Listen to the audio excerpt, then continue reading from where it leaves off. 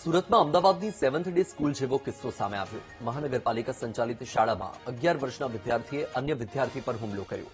નજીવી બાબતે વિદ્યાર્થીએ છરીના ઘા ઝીંકી દીધા। શાળા છૂટ્યા પછી વિદ્યાર્થીઓ વચ્ચે તકરાર થઈ હતી।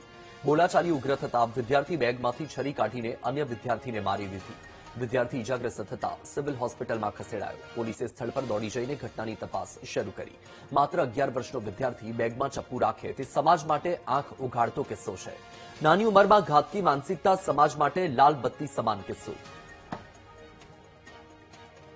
આજુબાજુ બાળકો વચ્ચે ઝઘડો થયેલ હતો, જે દરમિયાન એક બાળકને ડાબા પગ ઉપર ઈજા થયેલ અને ત્યારબાદ બાળકની માતા સિવિલ હોસ્પિટલમાં વધુ સારવાર માટે લઈ જાય છે અને જેના આધારે પોલીસ આગળની કાર્યવાહી ચાલુ કરેલ છે અને હાલમાં બાળક સંપૂર્ણપણે સ્વસ્થ છે। આ મુદ્દે વધુ માહિતી આપી રહ્યા છે સંવાદદાતા ધ્રુવ સોમપુરા। ધ્રુવ, મહાનગરપાલિકા સંચાલિત શાળામાં જે વિદ્યાર્થીએ એક વિદ્યાર્થી પર હુમલો કર્યો હતો, જેની પર હુમલો કરવામાં આવ્યો હતો, એ વિદ્યાર્થીની સ્થિતિ અત્યારે શું છે અને હાલ આ કિસ્સામાં કાર્યવાહી શું છે? કારણ કે આ ખૂબ જ ચોંકાવનારો કિસ્સો છે। એક 11 વર્ષનો બાળક જે પોતાની સ્કૂલ બેગમાં છરી જેવા હથિયારો રાખે છે। બિલકુલ, ખરેખર આ ઘટના ખૂબ જ આઘાતજનક છે અને સાથે સાથે આશ્ચર્ય પમાડતી છે કે માત્ર 11 વર્ષના બાળક અને ધોરણ 6 અને ધોરણ 7માં અભ્યાસ કરતો આ બાળકના અભ્યાસ કરવાની ઉંમરે આ પ્રકારે માનસ પટસ પર એવા તો કેવા વિચારો આવતા હશે કે જેમણે છરી વડે અને ચપ્પુ વડે એ બીજા વિદ્યાર્થી પર હુમલો કરી આપ્યો છે। સુરતના આ ઉધના વિસ્તારમાં આવેલી જે સરકારી શાળા છે તેમાં મરાઠી માધ્યમના શાળા વિદ્યાર્થી અને ગુજરાતી માધ્યમ બંને શાળા એક જ કેમ્પસમાં ચાલી રહી છે અને તેમાં ગુજરાતી માધ્યમના જે ધોરણ 7નો વિદ્યાર્થી હતો તેને મરાઠી માધ્યમના ધોરણ 6ના વિદ્યાર્થી પર હુમલો કર્યાની આખી આ ઘટના બની છે।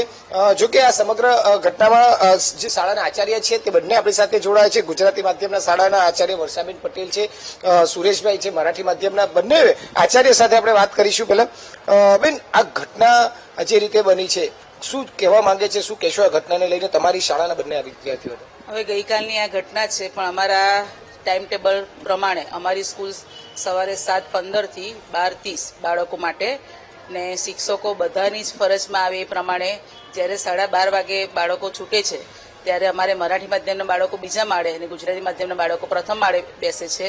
1 બાય 1 બધા જ બાળકોને શિક્ષકો શાળા છૂટ્યા બાદ રવાના કરી અને પછી જ્યારે આખું કેમ્પસ ખાલી થાય ત્યારે શાળા છોડે છે। એટલે એમ કહી શકાય કે ભાઈ આ જે ઘટના હમણાં તમે કહો છો શાળા પરિષદમાં બની, એ ખરેખર શાળા પરિષદમાં બનેલી નથી, કારણ કે 1 વાગ્યા સુધી અમે પોતે અહીંયા હતા।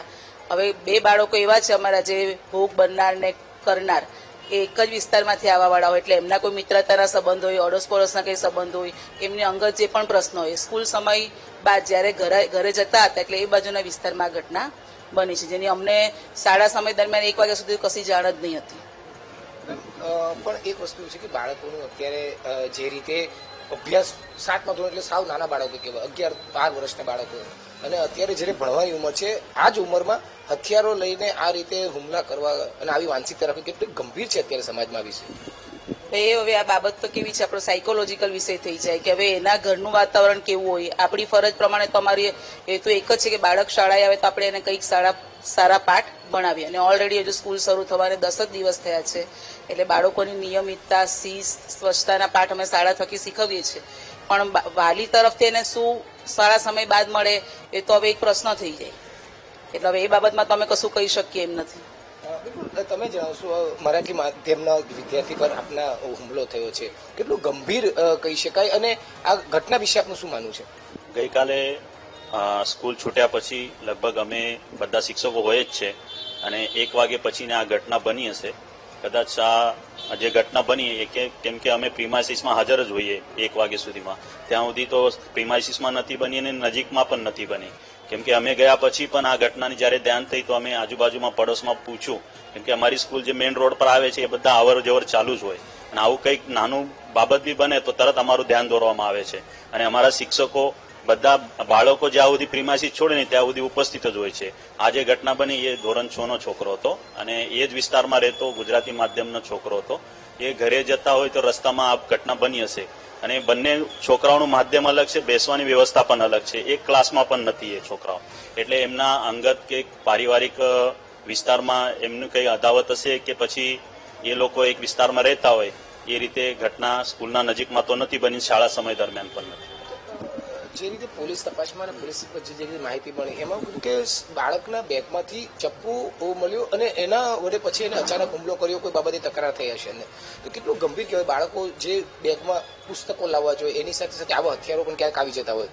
ચોક્કસ ગયા વર્ષે જે ઘટના બની હતી એના પાઠરૂપે અમારે કચેરી તરફથી જે આદેશ થયો કે દરેક દિવસે આપણે સ્કૂલમાં આ રીતે ચેકિંગ કરવાની અને બાળકની સુરક્ષિતતા નિશ્ચિત કરવાની, એ મુજબ અમારે વર્ગ શિક્ષક થકીને અમે પ્રિન્સિપલ પણ રેન્ડમલી જઈને બાળકોની બેગ ચેક કરીએ છીએ. ગઈકાલની ઘટનામાં જે બન્યું એમાં સ્કૂલમાં તો આ બાબતની કોઈ અમારે ધ્યાન પણ નથી દોર્યું અને અમે સ્કૂલમાં જ્યારે ચેક કર્યું તો એ બાબત અમારા ધ્યાને નથી આવી. એટલે કદાચ એ બહાર બન્યું તો એ કઈ રીતે બન્યું એ તો તપાસનો વિષય છે, એ તો તંત્ર આપણને કહેશે.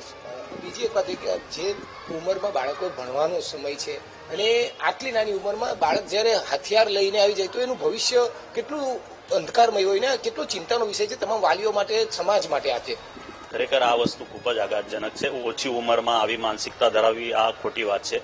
અમારે મૂલ્ય શિક્ષણ આપીએ છીએ અને જે વખત અમે સ્કૂલમાં બાળક હોય એને બધી બાબતની જે સારા નરસાની એની સમજ પણ આપીએ, પણ જ્યારે વિસ્તારમાં બાળક વધારે સમય હોય અને એમના મિત્રતા, પરિવાર કે આ નજીકના પડોશમાં કેવા વ્યક્તિઓ રહે છે એનું અનુકરણ પણ બાળક કરે છે. સ્કૂલમાં તો આ વસ્તુ નથી કહેવામાં આવતી અને ભણાવવામાં પણ નથી આવતી. સ્કૂલમાં તો આપણે સારી જ વસ્તુ બનાવીએ છીએ, પણ વિસ્તારમાં અને નજીકના મિત્રતામાં આ વસ્તુ બાળક એનાથી કદાચ અનુકરણ કરતા હશે, એનાથી એની માનસિકતા આવી બની શકે. બિલકુલ. એટલે ખૂબ જ અત્યારે આ જે ઘટના બની છે તેને લઈને શાળા પણ અત્યારે ખૂબ જ આશ્ચર્યમાં છે, આઘાતમાં છે. ખરેખર આ જે ઘટના બની છે તે શાળા કેમ્પસની બહાર બની, પરંતુ પોલીસ તપાસમાં ક્યાંક જે જોવા મળ્યું છે તેમાં શાળા બાળકના બેગમાંથી આ હથિયાર વડે મળી આવ્યું અને હથિયાર વડે તેને હુમલો કર્યો જાણવા પણ મળ્યું છે. હવે શાળામાં તમામ વિદ્યાર્થીઓનું જે છે તે રેન્ડમલી બેગ ચેક પણ કરવામાં આવે છે, પરંતુ તેમ છતાં જ્યારે બાળક આ પ્રકારની ઘટના બનતી હોય અને એ ભણવાની ઉંમરમાં જે બેગમાં ચોપડા લાવવાના હોય તે બેગમાં હથિયાર આવી જતા હોય અને આવી ઘટના બને ત્યારે એક સમાજ માટે ખરેખર લાલબત્તી સમાન કિસ્સો છે. બાળક ભવિષ્ય અત્યારે ક્યાં જઈ રહ્યું છે, કેવી માનસિક સ્થિતિ પર અત્યારે મુકાઈ રહી છે, તે એક મોટો પ્રશ્ન ઉભો થયો છે. બિલકુલ.